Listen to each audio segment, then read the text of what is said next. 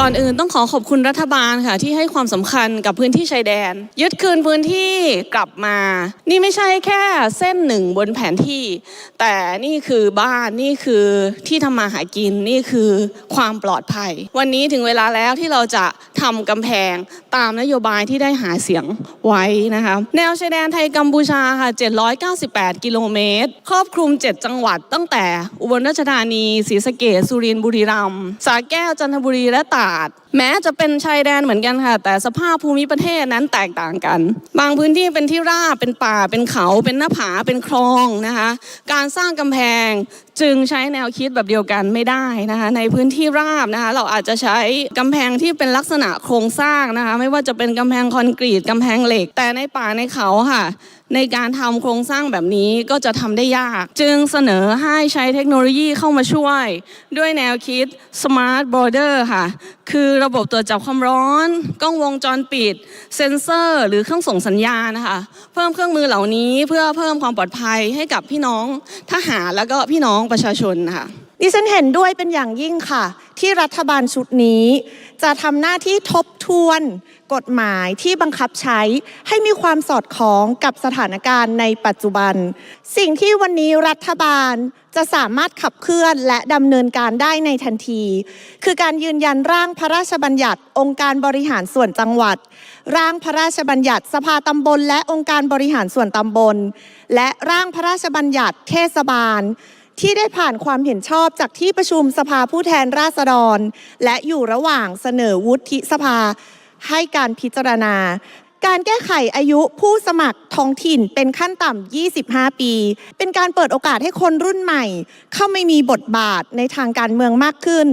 ประเด็นที่2ค่ะคือการไม่จำกัดวาระการดำรงตำแหน่งของผู้บริหารท้องถิ่นถือเป็นการคืนอำนาจประชาธิปไตยให้กับประชาชนอย่างแท้จริง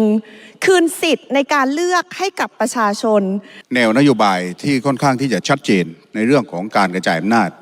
ของนโยบายรัฐบาลในครั้งนี้ในนโยบายฉบับนี้นะครับมันมีมิติใหม่เกิดขึ้นนะครับผลักดันกฎหมายภาษีบ้านเกิดเมืองนอนและส่งเสริมให้เกิดภาษีใหม่และค่าธรรมเนียมนะครับซึ่งนี่คือหนึ่งในนโยบายเรือธงของพรรคภูมิใจไทยเวลาท่านไปจ่ายภาษีท่านจะเห็นว่าหลังจากยื่นแบบพงด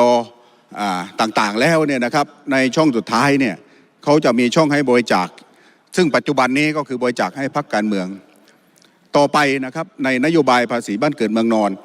ก็จะมีอีกช่องหนึ่งก็คือให้ประชาชนที่ประสงค์จะบริจาคเนี่ยก็สามารถที่จะบริจาคให้กับองค์กรปกครองส่วนท้องถิ่นได้Matching Fund นะครับเป็นอีกโครงการหนึ่งที่เป็นนโยบายเรือธงนะครับคนละครึ่งภาคท้องถิ่นครับการหุ้นกันคนละครึ่งดำเนินโครงการใหญ่ๆที่ท้องถิ่นงบประมาณไม่เพียงพอนะครับจ่ายขาดเงินสะสมออกมา 50% รัฐบาลสมทบให้อีก 50% นี่ก็คือมิติใหม่ที่จะเพิ่มรายได้ให้กับองค์กรปกครองส่วนท้องถิ่นนะครับดังนั้นการผลักดันให้มีการใช้ไบโอดีเซลเพิ่มขึ้นและการส่งเสริมให้ใช้ B20 เป็นทางเลือกเพิ่มขึ้นจะเป็นการสร้างความมั่นคงด้านพลังงานและเป็นผลดีต่อราคาปาล์มน้ำมันในประเทศครับประเทศไทยเราส่งออกผลิตภัณฑ์จากมันสำปะหลังเป็นอันดับหนึ่งของโลกติดต่อกันหลายปีเราส่งออกน้ำตาลทรายเป็นอันดับ2ของโลกรองจากประเทศบราซิลติดต่อกันหลายปี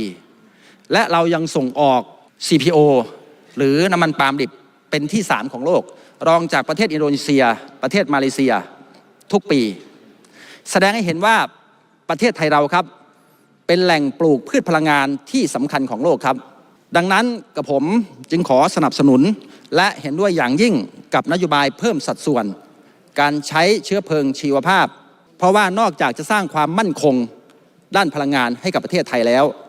ยังเป็นการสร้างเสถียรภาพราคามันสำปะหลังสร้างเสถียรภาพราคาอ้อยโรงงานและสร้างเสถียรภาพราคาปาล์มน้ำมันในประเทศเพื่อพี่น้องเกษตรกรคนไทยของเราครับขอบคุณครับ